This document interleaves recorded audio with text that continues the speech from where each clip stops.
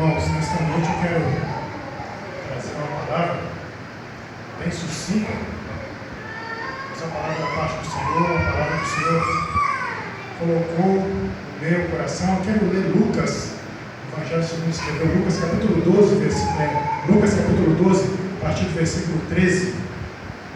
Lucas capítulo 12, a partir do versículo 13 ao 21.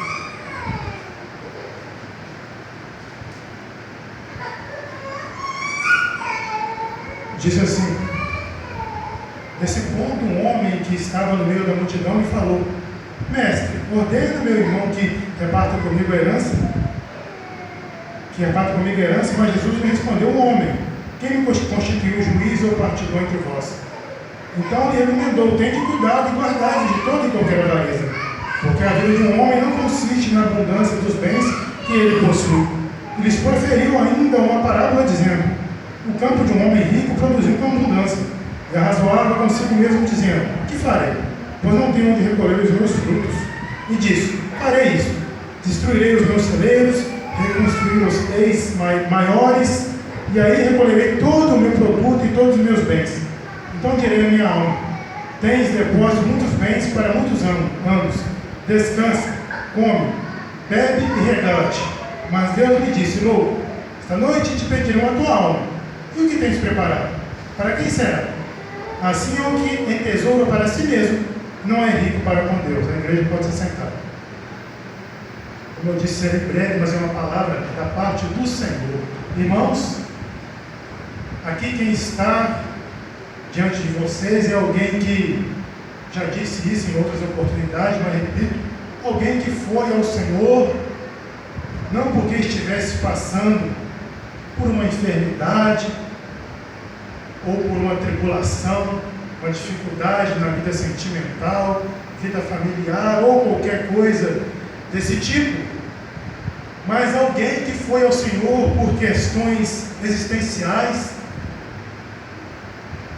como o que há de ser além desta vida, por questões metafísicas, que por incrível que pareça, eu me interessava, aquilo que vai além desta vida, deste mundo físico. Eu sou alguém que assim se converteu, assim, cheio, desejoso de saber dessas coisas, encontrei a palavra do Senhor, o qual me convenceu pela ação do seu Espírito Santo.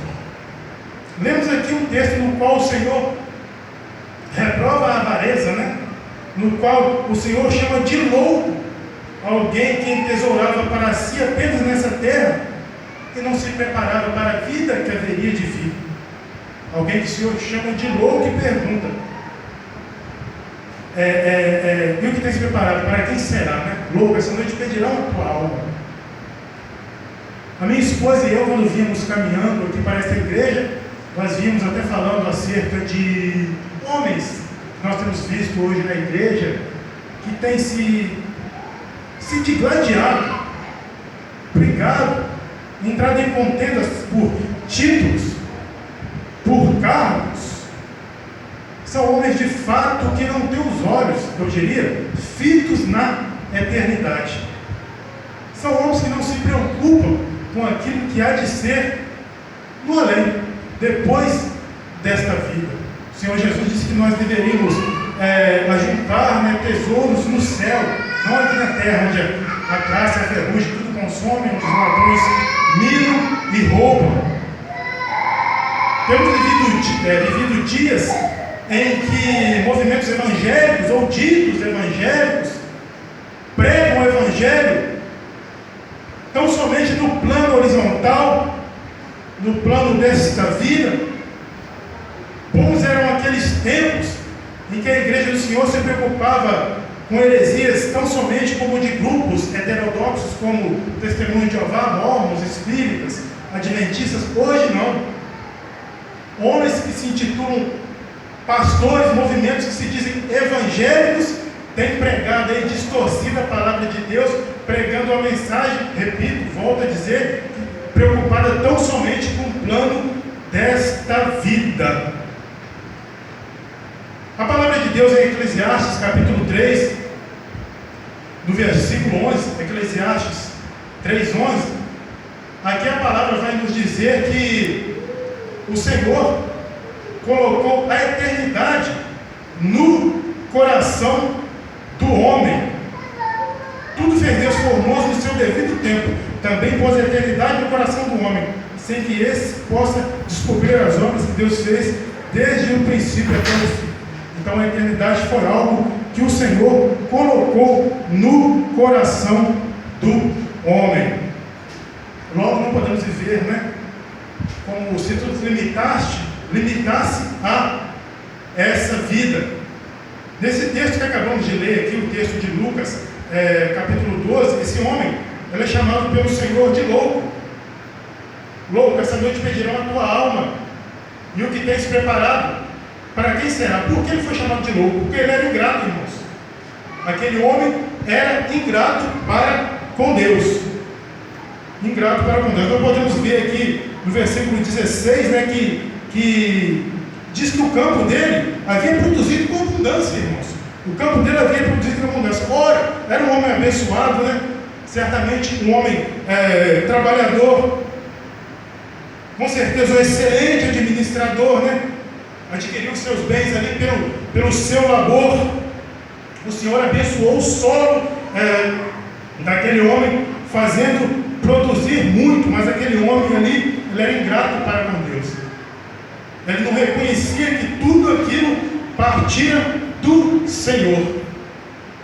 A palavra de Deus também em Deuteronômio, capítulo 8, no versículo 17 e 18, a palavra do Senhor também nos diz aqui algo de forma tremenda. Deuteronômio capítulo 8, versículos 17 e 18, a palavra vai nos dizer assim: não digas, pois, no teu coração, a minha força e o poder do meu braço me adquiriram estas riquezas.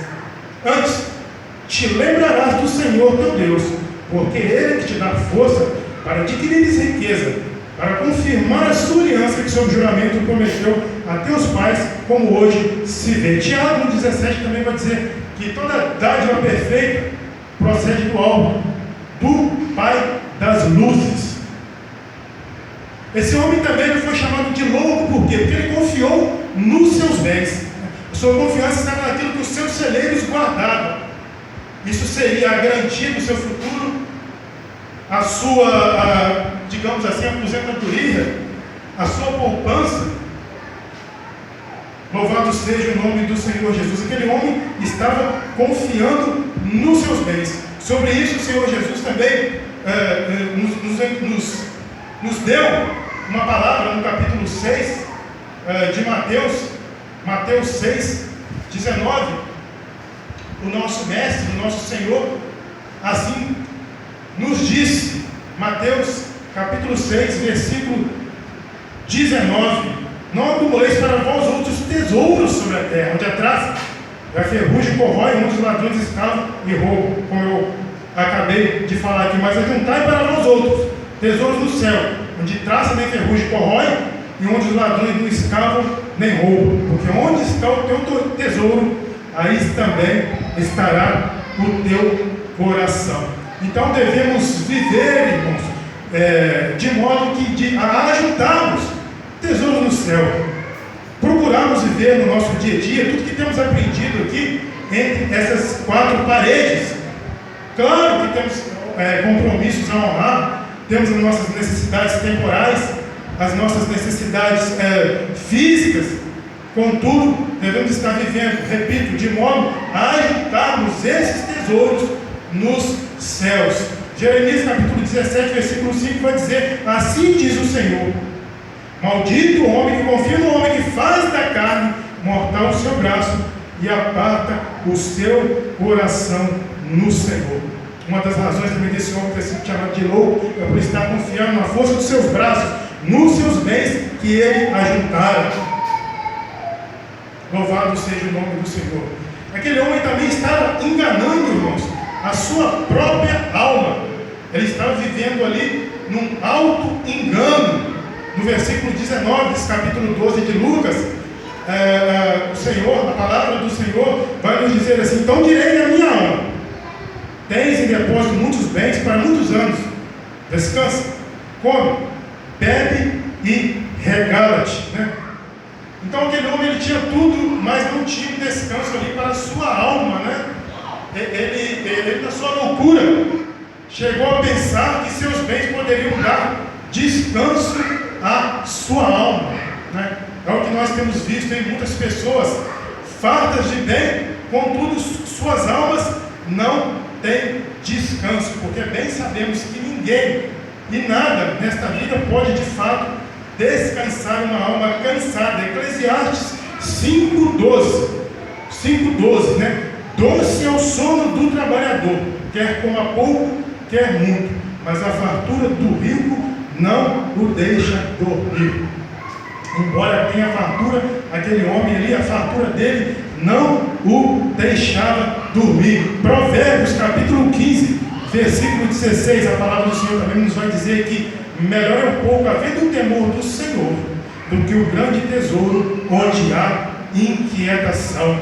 Então aquele homem estava crendo ali que os seus bens poderiam dar descanso à sua alma. Ele disse ainda: a alma come. Naquele materialismo dele, ele achava que poderia matar a fome da alma com aquilo que o corpo necessita, né? Ele podia matar ali com aquilo que ele havia juntado a fome do seu corpo, aquilo que o seu corpo necessitava, mas a fome de sua alma, não, de forma nenhuma, né?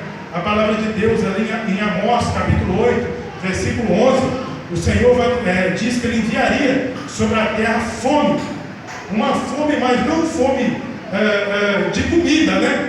Alimento físico, mas uma fome de ouvir a palavra do Senhor. Amós 8:11, eis que vem dias, diz o Senhor Deus, em que enviarei fome sobre a terra, não de pão nem sede de água, mas de ouvir as palavras do Senhor, né? Certamente essa era o que aquele homem precisava. Ele disse ainda: alma, bebe. Pensava que poderia dessedentar a sua alma com aquilo que ela havia juntado, com os bens que ela havia recolhido em seus celeiros. E o Senhor, naquela conversa ali registrada no capítulo 4 de João capítulo 4, versículo 14, o Senhor vai nos dizer que João 4,14, ele vai nos dizer que aquele que bebesse da água que ele oferecia nunca mais teria sede. Pelo contrário, a água que ele desse a essa pessoa faria brotar nela uma fonte a jorrar para a vida eterna. Louvado seja o nome do Senhor. Então vemos esse homem sendo chamado de louco por ser ingrato para com Deus, né? Não sendo agradecido ao Senhor pela bênção de ser um excelente administrador, porque certamente, como eu disse, os bens dele foram adquiridos com o seu trabalho. O Senhor abençoou o solo dele, fez produzir muito. É chamado de louco porque confiou nos seus bens, porque estava enganando a sua alma, pensando que poderia saciar a sua fome, dessedentá-la, matar a sua sede com as coisas desta vida. E também porque ele diz aqui: alma, regala-te. Ele manda que a alma dele se regale com aquilo que ele havia juntado em seus celeiros, com os seus bens.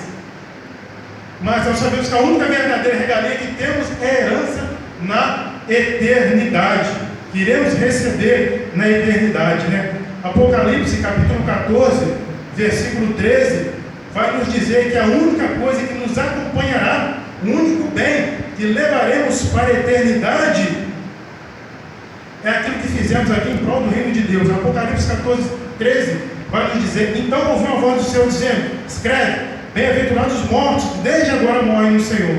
Sim, diz o Espírito, para que descansem das suas obras, pois as suas obras os acompanham. Essas obras que fizemos em prol do reino de Deus, a atitude, todas as atitudes que tomamos no dia a dia, por amor ao Senhor, por temor ao Senhor, como cristãos, isso sim que irá nos acompanhar por toda a eternidade. Essa é a regalia que temos. Louvado seja o nome do Senhor. Então todos nós temos à frente, irmão, essa prestação de conta que é inevitável, né? Ali em Hebreus 9:27, ao homem está permitido morrer uma só vez, vindo depois disso o juízo, o momento pelo qual todos nós passaremos. E o que há de ser após isso? Como essa palavra aqui, como o Senhor disse para esse homem aqui: esta noite pedirão a tua alma. E o que tem se preparado? Para quem será? Provérbios 14:32 diz assim: pela sua malícia é derribado o perverso, mas o justo, ainda morrendo, tem esperança. Aquele que está em Cristo Jesus, aquele que é justo, ainda morrendo, tem esperança. Porque o que ele tem preparado é para o Senhor. Porque ele sabe que a sua vida, a sua existência, não se limita a este tempo, a este mundo. Não é restrito a esses poucos anos de vida que temos nesta terra. Ele sabe que tem pela frente uma eternidade de bem-aventuranças. Louvado seja o nome do Senhor Jesus. Eu descobri que algo muito interessante, irmãos, que eu gostaria até de repetir aqui, né? Algo dito por um filósofo cristão que diz que tudo que temos, levamos, ou melhor, ele diz: tudo que tenho, levo diariamente comigo. Deve ser assim conosco. Tudo que temos, devemos levar diariamente conosco. Tudo que temos é aquilo que temos em nosso interior, na nossa alma, no nosso coração. São as nossas virtudes cristãs, né? Só o que somos levaremos conosco. Então, quando atravessamos o rio, não poderemos levar conosco nossas posses, poderemos levar apenas nosso caráter. Nossos bens passam para outras mãos, disse esse filósofo. Bem sabemos disso, né? Que tudo que amealharmos aqui nesta terra, aqui ficará, né? Levaremos tão somente, volto a dizer, aquilo que fizermos, as atitudes que tomarmos, os bens que fizermos em prol do reino de Deus, em temor ao seu nome, em obediência à sua palavra. Louvado seja o santo nome do Senhor Jesus. Então, irmãos, que nós, no nosso dia a dia, venhamos a viver, né, tendo em mente, a todo momento, essa questão da nossa eternidade, do que há de ser além desta vida, né, para que não façamos como este homem aqui, que o Senhor chamou de louco, o qual achava que a sua vida resumia, né, em ajuntar bens nessa terra e atender às suas necessidades físicas, temporais, as quais todos nós temos. Mas bem sabemos que o Senhor as prova, está atendendo essas nossas necessidades todo dia, né? Não devemos andar, pois, ansiosos por elas. Glorificado seja o santo nome do Senhor Jesus. Então, irmãos, que a todo tempo, em tempo e fora de tempo, né, estejamos levando essa verdade, levando essa esperança às pessoas, né? Uma esperança que vai além desta vida, além deste mundo. Porque, irmãos, eu digo uma coisa que eu não digo esta igreja especificamente, mas há, por exemplo, espíritas, kardecistas, que têm mais esperança, que têm mais vívido dentro de si essa questão da vida no além, do que muitos cristãos pentecostais, né? O Senhor nos diz em Romanos que se a nossa esperança em Cristo se limita apenas a esta vida, somos os mais miseráveis de todos os homens, né? Então vamos estar colocando a nossa esperança no além, não apenas nesta vida, mas a todo momento passando por tudo que tivemos de passar nesta vida, dificuldades, tribulações, lembrando que isso nada é, né, se comparado àquilo que nos espera na eternidade. Amém? Glorificado seja o nome do Senhor. Irmãos, eu quero encerrar aqui também essa minha palavra, né, entoando o hino de número 570 da harpa, que os irmãos meditem na letra deste hino, que ela também vai falar sobre algo dessa palavra que temos aqui nesta noite. Amém? 570, 570. Ao findar o labor desta vida, quando a morte ao teu lado chegar, que destino há de ter tua alma, qual será no futuro teu lar? Meu amigo, hoje tu tens a escolha, vida ou morte, qual vais aceitar? Amanhã pode ser muito tarde, hoje Cristo te quer libertar. Tu procuras a paz neste mundo, em prazer